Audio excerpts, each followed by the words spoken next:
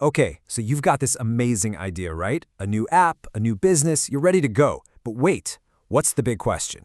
Do you rush out there and be the very first one to launch? Or is it actually smarter to hang back a bit? Today we're going to dig into whether timing really is everything. And let me tell you, the answer? It's probably not what you think. You know the saying, right? The early bird gets the worm. We've all heard it a million times. And in the world of business, it seems pretty simple. Be the first one to launch something, and you get the whole market to yourself. Seems like a total no-brainer, doesn't it? But then, there's this one. But the second mouse gets the cheese. Yeah, it's a little darker, because we all know what happens to that first mouse, right? Snap! And that's the whole idea here, that maybe, just maybe, being the pioneer means you're the one walking straight into a trap. So that's the big question for today. First in, first to win. Is that really true? We're going to look at the myth and the reality of market entry. Are you better off being the pioneer, the one who maps out the brand new territory? Or are you the settler who comes in later and builds a whole city on that land? Let's find out. All right, let's get our terms straight. We're talking about two main strategies here. First, you've got the first mover advantage. This is for the inventor, the person who creates something completely new, something nobody's ever seen before. Then you've got the second mover advantage. This is the improver. They see that new idea and they think, that's good, but I can make it way better. Okay, but here's the big twist. This is the part that might blow your mind. You'd think the pioneer, the first one, would always win, right? Nope. Statistically, more second movers actually end up being the big success stories.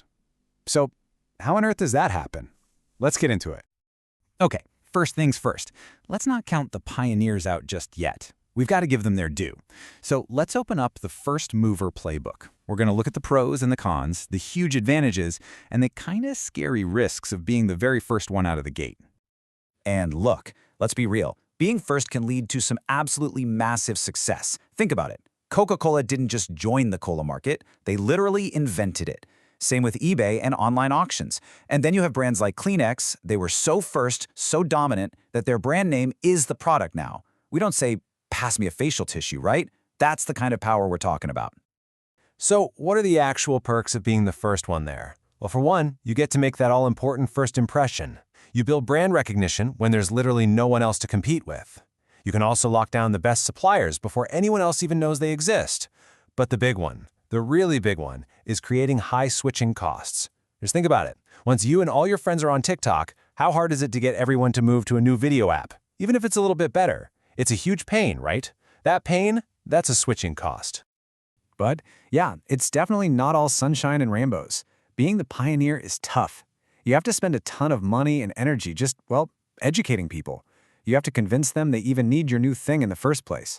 And all your resources go into defending your new turf instead of making it better. And this is where that mouse analogy comes right back around. The first mouse can get caught in the trap of super high costs and all these problems nobody saw coming. Okay, so being first is pretty risky. Got it.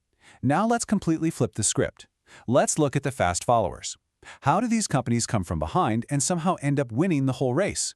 It's time to check out the second mover playbook. Now, just take a look at this list. I bet a lot of your favorite brands are sitting right here. I mean, Facebook? Definitely not the first social network. Anybody remember MySpace? Exactly. Apple? They didn't invent the MP3 player or the smartphone. And then there's Google. Oh boy, let's definitely talk about Google.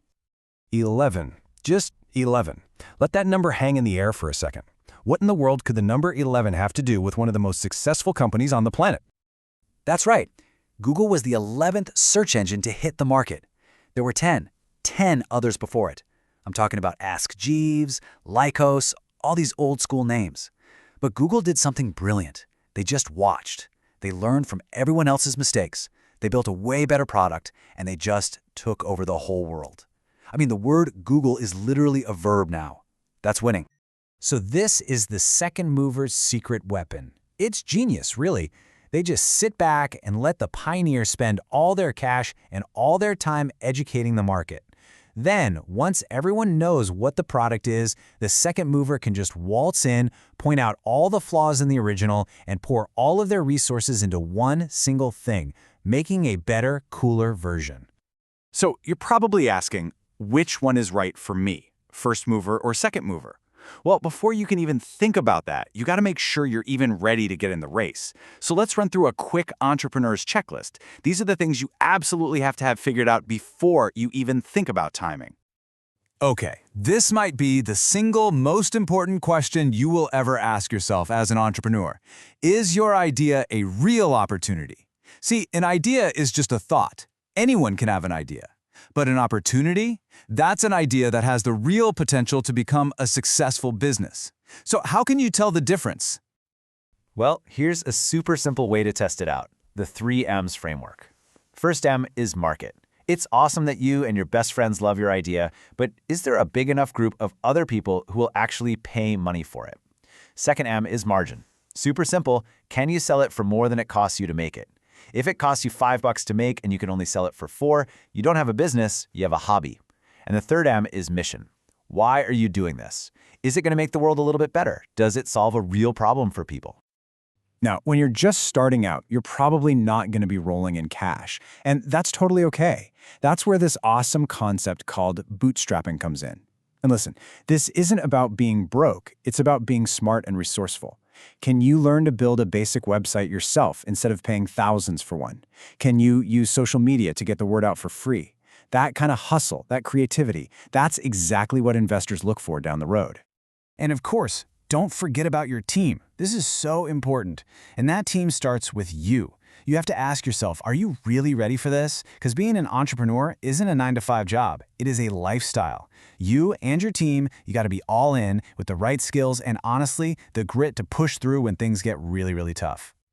Okay, so your idea passes the 3 M's test. Your team is fired up and ready to go. You know how to bootstrap like a pro. Now we can finally get back to that original question. So, when do you actually launch? How do you pick your strategy? And here is the most important thing to remember from all of this. The goal isn't really about being first or second. It's about being strategic. The best entrepreneurs, the ones who really make it big, they don't obsess over speed. They obsess over strategy. They study the market, they're honest about their own strengths, and they pick the launch point that gives them the absolute best shot at winning. I love this quote because it sums up the second mover mindset perfectly. Notice it says mimic, not copy. It's not about being a cheap knockoff. It's about taking the core idea, finding the one big thing the first company got wrong or didn't focus on, and then pouring all of your innovation into making that one thing way, way better. So as you go back to brainstorming your own game-changing ideas, I want to leave you with this one simple question. Is your goal to be first, or is your goal to be better? Think about that. Thanks for tuning in.